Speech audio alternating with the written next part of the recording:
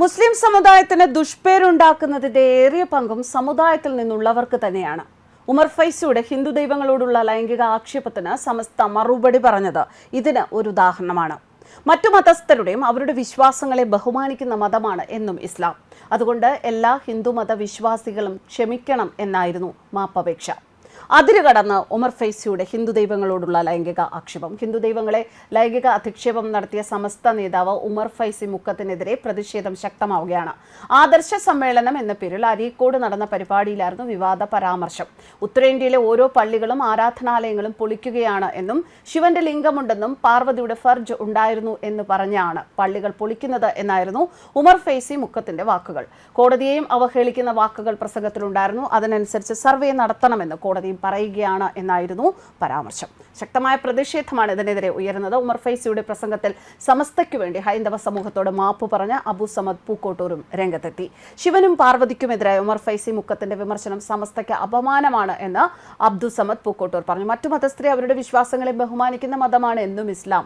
സമദ് പൂക്കോട്ടൂർ അത് വ്യക്തമാക്കുമ്പോൾ ശരിക്കും അദ്ദേഹത്തിന്റെ ഒരു നിസ്സഹായാവസ്ഥയാണ് അവിടെ മനസ്സിലാക്കേണ്ടത്.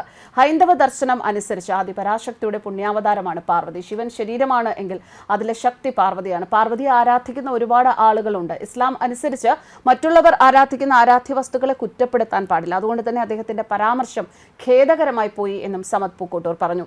സമസ്ത മുഷാവറയിൽ നിന്നും അധ്യക്ഷൻ ജിഫ്രി തങ്ങൾ ഇറങ്ങിപ്പോയതിനും പിന്നാലെ മുക്കം ഉമർ ഫൈസിക്കെതിരെ രൂക്ഷ വിമർശനവുമായി SYA സംസ്ഥാന സെക്രട്ടറി അബ്ദു സമദ് പൂക്കോട്ടൂർ രംഗത്ത് വന്നിരുന്നു.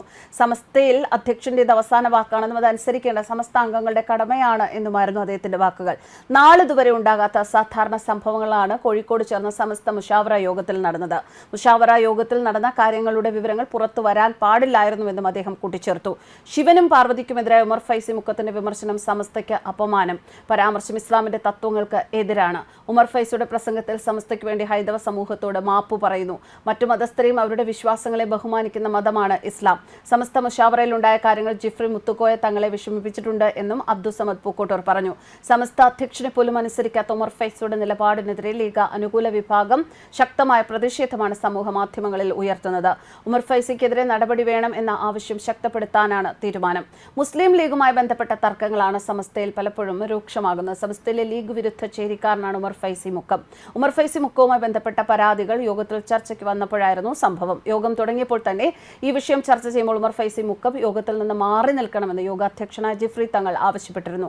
പിന്നീട് അജണ്ടയിലെ മറ്റു വിഷയങ്ങൾ ചർച്ച ചെയ്ത ശേഷം ഉമർ ഫൈസി മുക്കവുമായി ബന്ധപ്പെട്ട കാര്യം ചർച്ചയ്ക്ക് വന്നപ്പോൾ അദ്ദേഹത്തോട് യോഗത്തിൽ നിന്ന് മാറി നിൽക്കാൻ ജിഫ്രി തങ്ങൾ ആവശ്യപ്പെട്ടു. എന്നാൽ ഉമർ ഫൈസി മുക്കം അതിന് തയ്യാറായില്ല. ഇതോടെ മറ്റൊരു മുഷാവറ അംഗമായ വഹാബുദ്ദീൻ നദ്വി പ്രസിഡന്റ് പറഞ്ഞിട്ടും പുറത്തിറങ്ങാത്തത് എന്താണ് എന്ന് ചോദ്യം ചെയ്തു. ഇതേ തുടർന്നാണ് ഉമർ ഫൈസി മുക്കം നിങ്ങൾ കള്ളന്മാർ പറയുന്നത് പോലെ ചെയ്യാനില്ല എന്ന് മറുപടി നൽകിയത്. ഇതോടെയാണ് ജിഫ്രി തങ്ങൾ യോഗത്തിൽ നിന്ന് ഇറങ്ങിപ്പോയത്.